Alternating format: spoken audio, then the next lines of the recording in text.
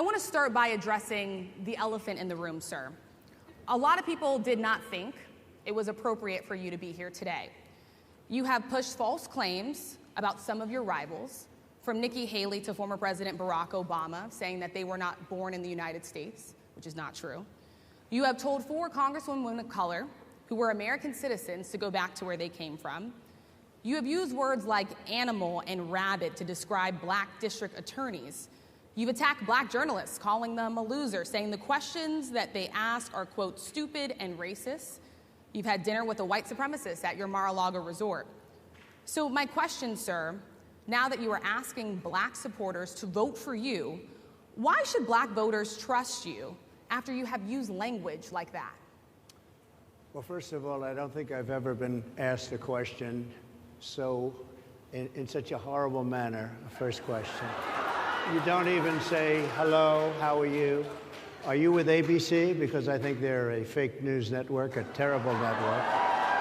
And I think it's disgraceful that I came here in good spirit.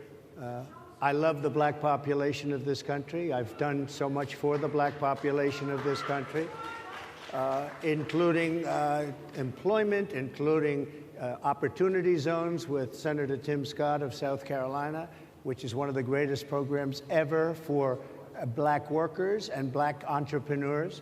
I've done so much, and and I say this, historically black colleges and universities were out of money, they were stone cold broke, and I saved them, and I gave them long-term financing, and nobody else was doing it.